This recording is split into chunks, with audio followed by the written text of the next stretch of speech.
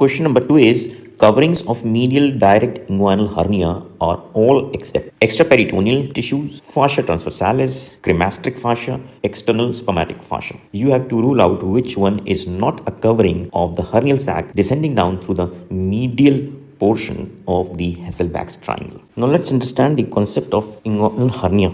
These are the inguinal ligaments, and here it's the deep inguinal ring. It's this triangular opening, the superficial inguinal ring. This is the inguinal canal. It's like this, the inguinal canal. So if a viscera protrudes, passes through this opening and continues passing through the inguinal canal and then emerges out like this through the superficial inguinal ring, then such an hernia is called a indirect inguinal hernia. On the other side, I'm going to show you is what is direct inguinal hernia. So direct inguinal hernia is simply passing through this directly through the superficial inguinal ring. In this case, the hernial sac passes directly through this superficial inguinal ring. So this hernia is direct inguinal hernia. In the same diagram, I should include one more thing, and that is about the femoral hernia.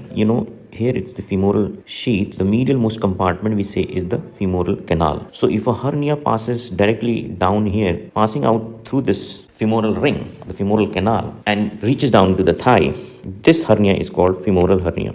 So how to differentiate it clinically if a person is complaining of like a bulging or protrusion in the inguinal region, lateral or medial to the pubic tubercle on cuffing or straining. So one easy point is you have to palpate upon the pubic tubercle. So pubic tubercle you will find here that is placed here. This is pubic tubercle. Remember that femoral hernia, which you can palpate lateral to pubic tubercle, and direct or indirect, both of them, this will be palpated medial to the pubic tubercle. I'm talking about this direct inguinal hernia because direct inguinal hernia have been subdivided into medial and lateral types. If that's what is your question about, let's draw here in detail. This you are considering as the let's draw only one side. This is pubic tubercle, pubic crest, pubic symphysis. This is the iliac crest, right? And anterior superior spine, and this is inguinal ligament. So here what you'll find is this muscle here with bifided heads of origin, and this is called rectus abdominis of one side. So this muscle is rectus abdominis.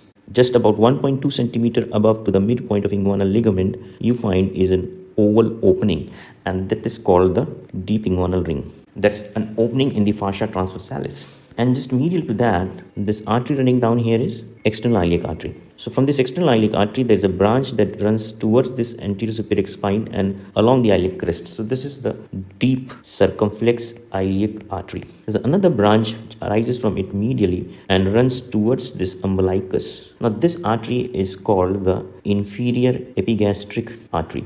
Don't confuse with superficial inferior epigastric because superficial inferior epigastric is a branch from femoral artery, and that's the content of fascia of Camper. Now there's a triangle formed. So this triangle formed here is called the Hasselbalch's triangle. This triangle is further subdivided by the medial umbilical ligament. It runs like this here. This is medial umbilical ligament. Now what is this medial umbilical ligament? It actually is a remnant of the obliterated umbilical artery. Now as you know, the hernial sac will have different layers.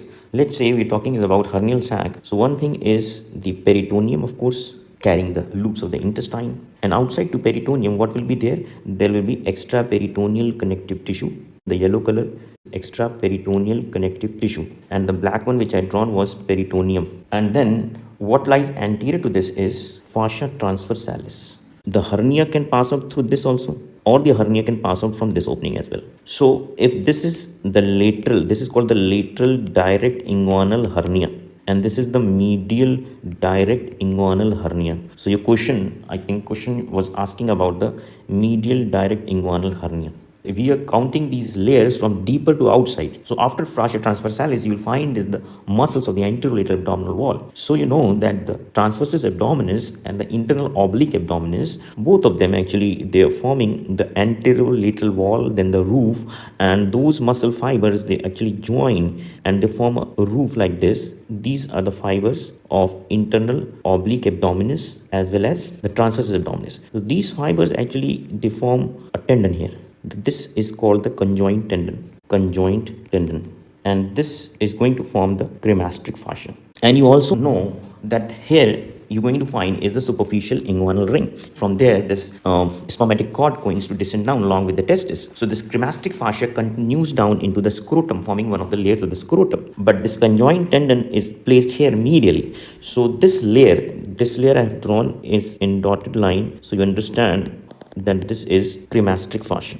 This you will find in this one, and this hernia, the B1 hernia, which is passing medially. Now in this case, this layer will be made up of conjoint tendon. This will be present in the B sac and this will be present in the A sac. This is the variation, the difference in the sac of direct inguinal hernia, medial and lateral one. Or you can say the lateral direct inguinal hernia, and this one is in the medial direct inguinal hernia. And of course, when it emerges out, you will find is the external cremasteric fascia. Now this external cremasteric fascia here, this layer on outside, this layer is external cremasteric fascia. Now external cremasteric fascia is actually the continuation of the aponeurosis of external oblique abdominis, which even is present in the scrotum. And of course, the last of all will be the skin. So these are the layers of the, you can write it down, layers of direct inguinal hernia. In this image, the additional point, the lateral direct inguinal hernia, you will have a cremasteric fascia. Only difference is that in the medial direct inguinal hernia, instead of cremasteric fascia, you will have as a conjoint tendon. I hope you've understood this. Now let's move back to the question. Question number 2 was, coverings of medial direct inguinal hernia are all except extraperitoneal tissue. We had seen there was there, fascia transversalis was there, external cremasteric fascia was there. Cremasteric fascia you're talking is about the medial direct inguinal hernia, right? So you know that instead of cremasteric fascia, there should be a conjoint tendon. So the answer here is C.